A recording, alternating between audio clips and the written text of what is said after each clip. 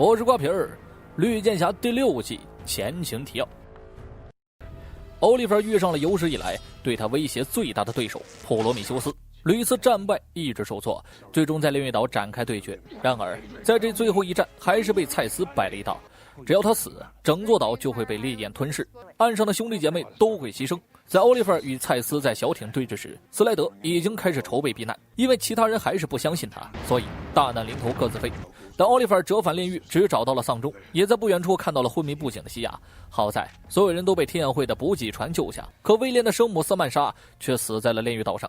时间一晃5个月，小队照常打击罪犯，市长和绿箭的天平，奥利弗也能平衡操控，在柯蒂斯淡淡的帮助下化解了一场危机，将罪犯抓进了星城警局。但爆炸的影响还是有的。威廉失去了妈妈，便把一切怪在了奥利弗身上，所以打心底是排斥奥利弗的。而西亚一直昏迷不醒，昆汀当时又为了救戴娜朝黑海妖开了一枪，心里被愧疚感笼罩，其他人都有不少后遗症。此时荣升副队长的戴娜正在审问罪犯，哪知黑海妖突然杀到，救出了罪犯，还带了一群人炸平了警局。小队想不通啊，黑海妖是怎么活着逃出炼狱的？但无暇顾及缘由，必须尽快将他们绳之以法。一群人当晚在高架桥堵截了准备下一步行动的黑海妖，可对方人多还有枪，空旷的高架桥对奥利弗等人非常不利，瑞内就陷入了险境。迪哥本想开枪救援，却因为爆炸时的伤口影响了瞄准。虽然奥利弗及时出手，但瑞内还是受了重伤，最终只拿到了黑海妖车上的 GPS。 顺着定位，迪哥和戴娜找到了一间仓库，虽然人去库空，但桌上的地图足以表明黑海妖打算袭击市政厅。昆汀猜测他可能是来复仇的，毕竟当时自己选择了救戴娜，究竟他猜测是否属实，只需要看今晚的动向。市政厅的哀悼会上没有半个人来袭击，虽然黑海妖不善，昆汀总还是把她当成女儿维护，时不时也给奥利弗传授一点当父亲的经验。市政厅平安，但地堡遭到了袭击，留守的迪哥也因为手臂后遗症败了下风，幸好奥利弗带队杀了回来，才击退了黑海妖等人。昆汀本有机会逮捕黑海妖，最后还是因为心软放走了他。可黑海妖真正的目标让所有人摸不着头脑，为保险起见，奥利弗还让小队清点下装备，防止有东西被偷。瑞内痊愈出院，奥利弗为他争取了一个机会，一个让瑞内能重新见女儿佐伊的机会，这让不善表达感情的瑞内万分感动。可西亚却迟迟未醒，昏迷了半年多，没有一点好转。斯莱德也专程来病房看看西亚，同时也跟奥利弗告了别。他要启程去寻找儿子，希望自己最后的这个兄弟能好好活着，成为一个所有人需要的人。他们不可能永远都游走在2个世界里。此时地堡里也有了消息，黑海妖偷走了柯蒂斯的原型蛋蛋，还没来得及告诉奥利弗，52新闻公布了一个重磅炸弹，奥利弗是绿箭侠，而且证据确凿。因为事发突然，奥利弗一时不知怎么应对，天一亮就在记者面前解释，打死也不承认，还拿好友布鲁斯·韦恩开涮，说如果自己要是绿箭侠的话，那布鲁斯还是蝙蝠侠呢，并且郑重宣布自己不善时间管理，没有时间又当市长又当绿箭。但联邦调查局还是派出了沃森探员来调查此事，抓出凶手只能从照片下手，甚至一度怀疑是蔡司死前最后的礼物。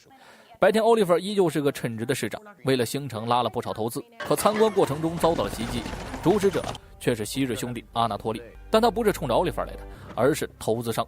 放走奥利弗后，向市政府索要赎金。阿纳托利这样做自然是对1年前的事不满，他和奥利弗的情谊在那时就算走到了尽头。可问题又来了，市政厅的确有笔钱可以赎人，但这钱是用来重建警局的。接了电话，奥利弗匆忙离开，威廉在学校挨了顿揍，原因是高年级的孩子污蔑绿箭侠。威廉就算恨父亲，也轮不到别人指指点点。奥利弗都没有多说，告诉儿子再有下次你就朝着对方鼻子来一个他娘的塞炮，永远不要默默挨打。安慰了儿子后，才去解决阿纳托利的事儿。他们把人质藏在了一个俄国酒店。当晚绿箭小队出击，出手毫不留情。奥利弗知道兄弟会不可能知难而退，唯一的办法就是把他们打出星城。可最后只救出了3名人质，还有一个被阿纳托利带走了。同时瑞内和昆汀在拖延沃森探员，可他们越是这样，沃森的疑心越重。阿纳托利主动给奥利弗打来了电话，因为他们的交情好，阿纳托利屡次破例。如今他被兄弟会驱逐了，要想重新成为帕克汉，就必须证明自己的能力，所以他选择打劫，选择跟奥利弗反目成仇，给人质注射了河豚毒素，强迫奥利弗交出赎金。奥利弗选择了第2条路，以暴制暴。小队顺着费利西蒂给出的位置再次出击，可当奥利弗面对阿纳托利时，对方选择了撕票。眼前的男人根本不是自己当年认识的阿纳托利，但他有自己的底线，绝不伤害奥利弗的家人，所以他肯定不是曝光照片的人。在费利西蒂和柯蒂斯的帮助下，52新闻宣布照片是 PS 的。算是还了奥利弗一个清白。可这终究只是缓兵之计，对方还是会用其他办法曝光奥利弗。加上沃森探员还是不相信他，奥利弗决定不再成为绿箭，因为儿子怕他出事，退役的话还能够有足够的时间陪伴威廉。于是奥利弗把兜帽传承给了迪哥，可他不知道迪哥的伤势根本无法瞄准，于是开场白就变成了这样。 His name is John Diggle, and he is the Green Arrow. 迪哥心想，5年了，我他妈终于上位了。绿箭迪哥首次出马就大获全胜，打人也是能不用功就不用功，可这样也不是个办法呀。一旦罪犯发现绿箭侠不射箭，早晚都会有所怀疑。果不其然，沃森就抓住了这个把柄，质疑奥利弗。不过奥利弗还是打死就不承认。但是麻烦来了，布拉德议员向国会申请反治安维持者法规。昆汀认为这是一个奥利弗洗白身份的好机会，可奥利弗不赞同这个议案，这不等于把绿箭小队往火坑里推吗？随后又找到了费利西蒂，希望他能给儿子上数学课，毕竟奥利弗当年主修逃学，功课这方面就很捞啊。不巧的是，绿箭侠有活了，费利西蒂必须去帮助迪哥工作。根据情报所说，会有一批人抢劫一辆运输神经毒素的卡车。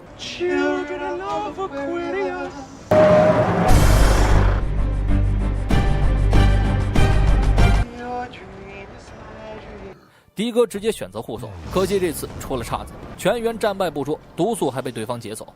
习惯于辅佐奥利弗的迪哥一时不知如何解决，他的犹豫导致对方成功逃脱。队友虽然无语，但很快就体谅了迪哥。可绿箭小队的失败成了伯拉德议员的筹码，再次申请了反治安维持者法规。这次奥利弗也不好解决了，况且毒素威力巨大，可能会害死很多人。小队都希望奥利弗能回来掌局，奥利弗却选择鼓励迪哥。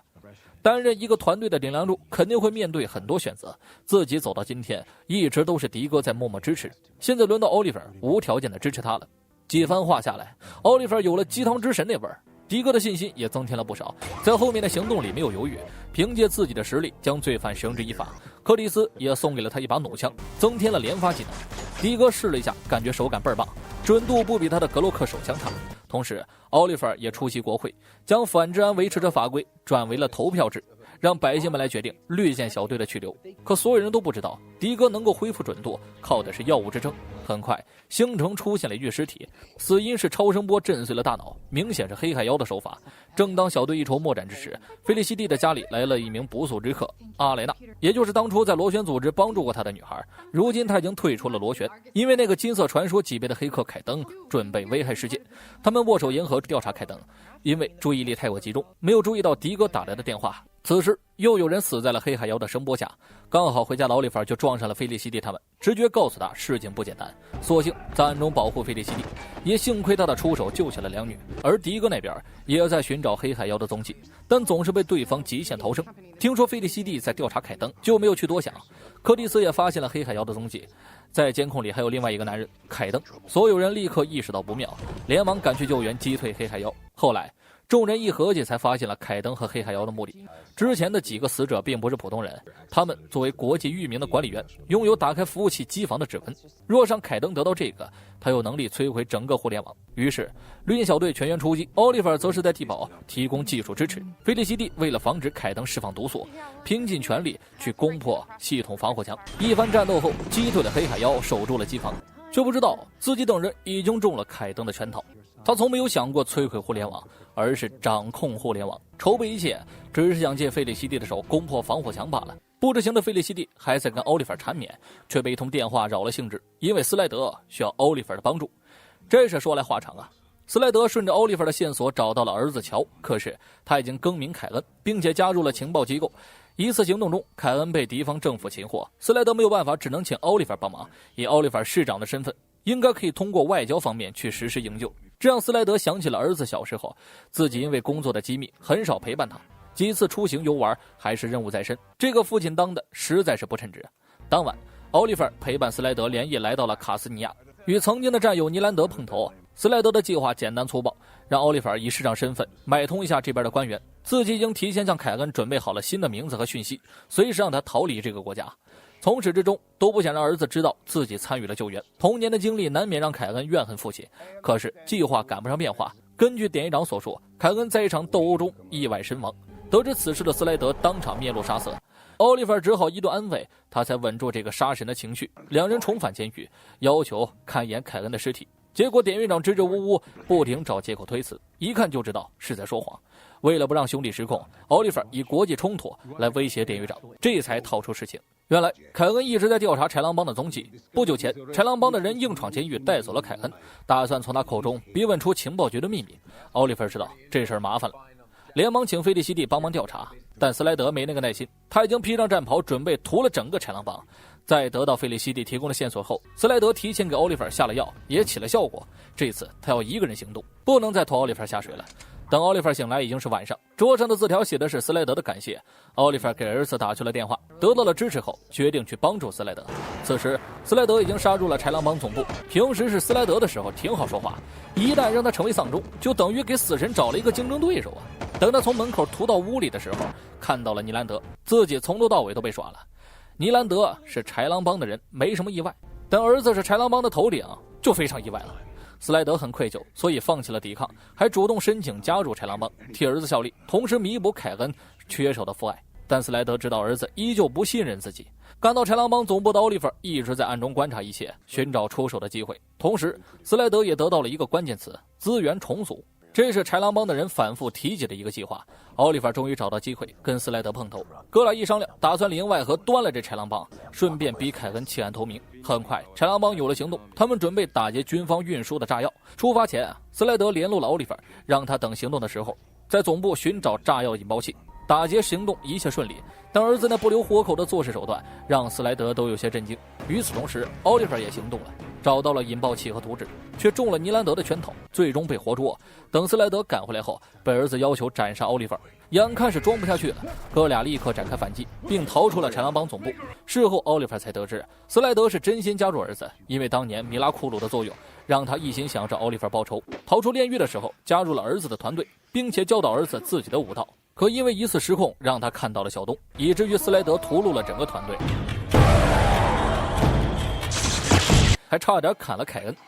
这件事之后父子俩就彻底断绝了来往，也让凯恩成了如今这样的恶魔。羊毛出在羊身上，这件事儿必须由斯莱德亲自了结。两人顺着图纸上的位置找到了豺狼帮，他们这是想炸毁卡斯尼亚的供水系统，一旦成功民不聊生。